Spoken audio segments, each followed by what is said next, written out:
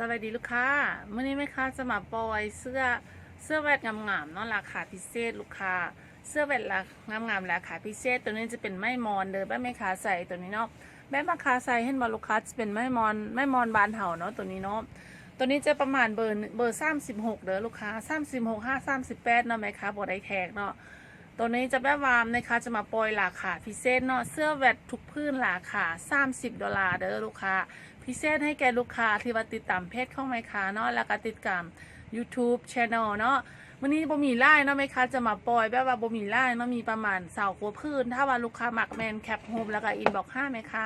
ลูกค้าสังเกตเบิ่งขอเสื้อเนาะขอเสื้อแล้วก็ดุมเสื้อเด้อลูกค้าดุมเสื้อ2ดุมเนาะตัวที่แม่ค้าใส่ขอจะเป็นคอฮาวายแล้วจะมีท่งเสื้อเด้อตัวนี้จะมีท่งเสื้อเนาะลูกค้าเนาะตัวที่แม่ค้าใส่จะมีท่งเสื้อเนาะตัวนี้เบอร์จะเป็น36หรือว่า38เนาะ36 38มันสามารถใส่ได้และสามารถหยับข้างออกได้เด้อเพราะว่าแม่ค้าตัดเผื่อไว้เนาะตัวนี้เนาะ$30ตัวนี้จะเป็นสีแบบว่าสีขี้เทาเนาะสีแบบออกเป็นสีขี้เทาตัวนี้นะแบบดำแบบว่าดำออกเทาๆเนาะสีจริงจะคือประมาณฮูบนี้เด้อลูกค้าเนาะถ้าลูกค้ามาก็เป็นแคปฮูบเลยเนาะแล้วพื้นที่ซ่องจะเป็นแบบว่าสีดำเด้อลูกค้าสีดำเนาะตัวนี้เนาะสีดำเป็นทรงแวดเด้อตัวนี้เสื้อจะเป็นทรงแวดเนาะคอจะแล่มจ่วยแบบนี้และจะมีท่งเสื้องามๆแบบนี้พร้อมลูกค้าตัวนี้จะราคาเดียวกันเลยเนาะ$30จะมีหน่วมเสื้อพร้อมเนื้อลูกค้าตัวนี้จะมีหน่วมเสื้อทางไหนเนาะตัวนี้จะเป็นเบอร์ใหญ่เนาะประมาณเบอร์38 5 40เนาะ38 40ใส่ได้ลูกค้าสามารถหยับออกได้เด้อแม่ค้าจะแบบว่าแม่ค้าจะใส่แบบว่าจงเผื่อไว้เนาะลูกค้ามักแมนแคปฮูปเนาะอันนี้จะเป็นสีดำเด้อลูกค้าพื้นที่3จะเป็นสีทองเนอะลูกค้าสีทองแบบแม่ค้าใส่ตัวนี้จะเป็นเบอร์36เลยเนาะลูกค้าที่ว่าใส่เบอร์36มันตัวนี้จะใส่พอดีเลยเด้อลูกค้าเด้องามเนาะตัวนี้เนาะตัวนี้จะบ่มีท่งเสื้อจะเป็นแบบว่าเสื้อส่งแวดเนาะบ่แมนเสื้อแวดจะเป็นเสื้อส่งแวดเนาะใส่คลุมนกหรือว่าใส่นุ่งธรรมดาอะไรเนาะตัวนี้จะตัวนี้ไม่จะเป็นไม้มอนเด้อลูกค้าเป็นไม้มอนเนาะตัวนี้บ่แม่นไม้อินเดียเด้อไม้มอนแท้ๆเนาะตัวนี้เนาะแม่ค้ามาเซลราคาพิเศษเนาะเห็นว่าราคาพิเศษระยะสุดตกใจเนาะตัวนี้เป็นไม้มอนแท้ๆเนาะเพื่อนทีซีจะเป็นส่งนี้เด้อลูกค้าเพื่อนทีซีนะตัวนี้จะประมาณเบอร์36เนาะตัวนี้เนาะเบอร์36งามๆเนาะลูกค้ามักแมนแคปฮูปเลยเด้อลูกค้าตัวนี้จะเป็นซี่แบบว่าซี่ทองซี่กันข้ามทองเนาะตัวนี้เนาะซี่คือฮูปเด้ออย่าเอาขี้มาในหนึ่งลูกค้าเอาขี้มาในหนึ่งเนาะตัวนี้เนาะงามเด้อลูกค้างามเนาะตัวนี้ลูกค้าซี่นี้จะเป็นแบบว่าซี่ทองเนาะซี่ทองนี้จะเป็นแบบเดียวกันกับที่แม่ค้าใส่เด้อลูกค้าเห็นบ่เป็นแบบเดียวกันกับที่ลูกค้าใส่เนาะเป็นทรงเดียวกันเด้อแล้วแต่ว่าตัวนี้จะเป็นซี่ทองเนาะซี่ทองที่มันมีท่งเสื้อพร้อมลูกค้ามีท่งเสื้อพร้อมเนาะถ้าว่าลูกค้ามักแมนแคปฮูปเลยเนาะซี่ทองงามๆเด้อถ้าลูกค้ามักแมนแคปฮูปเลยราคาพิเศษสุดๆแล้วเนาะตัวนี้เนาะทางล่างก็จะเป็นแบบว่าส่งนี้เด้อลูกค้าเห็นบ่ทางล่างจะเรียบแบบนี้เนาะ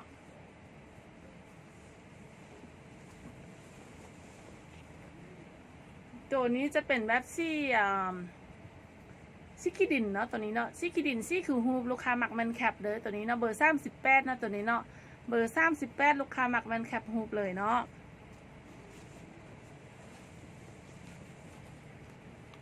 ตัวนี้จะเป็นซี่แบบว่าซี่ม่วงอิฐเนาะซี่คล้ายๆกับซี่ทองเด้อลูกค้าซี่ทองเนาะซี่ตัวจริงมันจะออกเป็นแบบแดงๆนิดนึงคล้ายๆกับซี่ขี้ดินเด้อแต่ว่าซี่กองมันเห็นให้เป็นทองจืดเนาะแต่ว่าซี่จริงจะบ่แมนเนาะเป็นทรงแบดเลยเนาะตัวนี้เนาะทรงแบดเลยแคปฮูปเลยเนาะลูกค้าเนาะถ้าลูกค้ามักแล้วก็แคปฮูปเลยตัวแม่ค้าใส่นี่จะเป็นทรงแบดซีดุ่มเนาะเป็นทรงแบบว่าแบดประยุกต์เด้ออันนี้คล้ายๆเป็นทรงเสื้อเชิ้ตเนาะลูกค้าทรงเสื้อเชิ้ตซี่ม่วงอิฐเนาะตัวนี้เนาะลูกค้ามักแคปฮูปเลยเด้อลูกค้า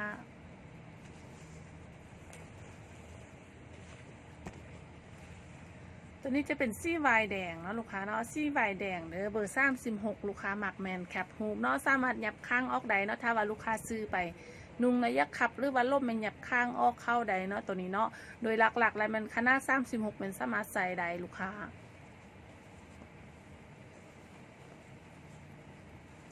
ตัวนี้ออกเป็นบัวม่วง บัวม่วงลูกค้างามๆแบบนี้เนาะทรงบัวม่วงงามๆแบบนี้มีท่งเสื้อพร้อมเนาะตัวนี้เนาะมีท่งเสื้อพร้อมเนาะเบอร์36แคปฮูปเลยลูกค้าแคปฮูปแล้วอินบ็อกเข้ามาห้าแม่ค้าเลย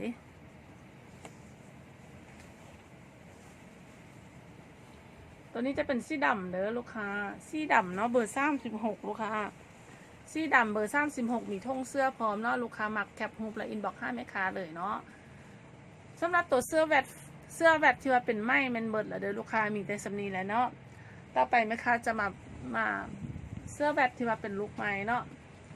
เสื้อแวดที่เป็นลูกไม้เนาะลูกค้าเนาะมีแต่ซ้ำพื้นเด้อสำหรับที่ใครนี้จะมีซ่องพื้นเนาะลูกค้าแคปฮูปเลยเนาะทางในมันจะเป็นแบบว่าเป็นลูกไม้เด้อลูกค้าเห็นบ่มันจะเห็นแบบว่าเป็นลูกไม้เนาะตัวนี้เนาะตัวนี้ที่ใครจะมีซ่องพื้นลูกค้ามักเป็นแคปฮูปเลยเนาะส่วนอีกพื้นมันอีกพื้นจะเป็นสีเขียวเด้อลูกค้าเป็นสีเขียวแบบเขียวขี้มาลูกค้าเขียวขี้มาเนาะราคาเพียงแต่$30ไหมคะเซลล์ออกราคาเดียวกันเนาะตัวนี้เบอร์36ถ้าลูกค้ามักมันแคปฮูปเลยเด้อลูกค้าเด้อลูกค้ามักมันแคปฮูปแล้วอินบ็อกซ์แม่ค้าเลยเนาะเซลล์ราคาพิเศษเนาะลูกค้าเนาะ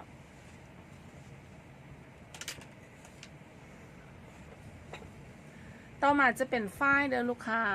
ตัวนี้จะเป็นฝ้ายเหลาเนาะลูกค้าเนาะฝ้ายเหลาเนาะลูกค้า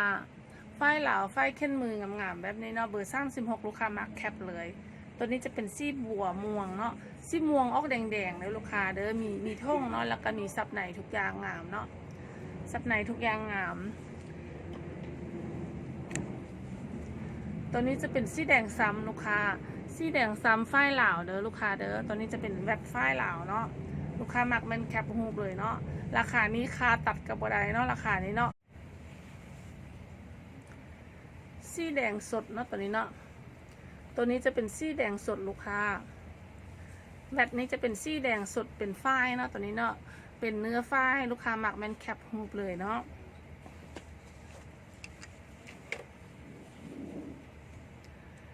สีม่วงอิดเด้อสีม่วงอิดเนาะมันจะมีซ่องแบบนะตัวนี้จะท่งแบบว่าท่งเสืองสับไหนเนาะและอีกแบบจะเป็นแบบนี้ท่งจะเป็นแบบว่าออกมานอกใดเนาะออกนอกเข้าในใดแบบนี้เนาะลูกค้ามักมันแคปฮูปเลยเนาะและสุดท้ายจะเป็นสีแบบว่าสีดำนะลูกค้าเบอร์34สีดำเนาะลูกค้าเนาะเบอร์34สีดำลูกค้ามักมันแคปฮูปเลยเนาะสำหรับเสื้อฝ้ายนี่มันนุ่งดีขนาดเนาะลูกค้าเนาะเป็นฝ้ายแบบฝ้ายเข้นมือฝ้ายธรรมชาติลูกค้ามักแมนแคปฮูปแล้วก็อินบอกค่าแม่ค้าเนาะสินค้าจะบ่มีตำหนิยั่งเด้อลูกค้าเด้อสินค้าบ่มีตำหนิยั่งเนาะสินค้างามบ่มีตำหนิถ้าลูกค้ามักแมนแคปฮูปแล้วก็อินบอกค่าแม่ค้าเลยและตัวนี้จะเป็นอยู่ในหุ่นนี่จะเป็นแบบว่าซี่ตะกัวลูกค้าซี่ตะกัวก็จะงามๆแบบนี้เนาะลูกค้าเนาะลูกค้ามักจะแคปฮูปแล้วอินบอกค่าแม่ค้าเลยเด้อดุมอยู่นี่จะ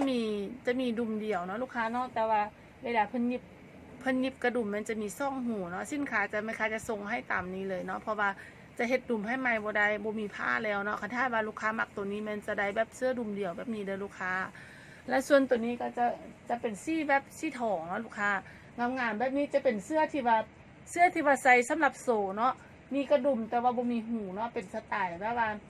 สไตล์ประยุกต์เนาะลูกค้ามักแมนแคปฮูปแล้วก็อินบ็อกซ์ให้แม่ค้าเลยเนาะลูกค้าเนาะงามทุกพื้นเด้อลูกค้าสุดท้ายแม่ค้าขอบใจเนาะขอบใจลูกค้าทุกท่านที่ว่ากดไลค์กดแชร์ Subscribe แล้วก็อุดหนุนแม่ค้าตลอดเนาะขอบใจหลายๆเด้อที่ว่าติด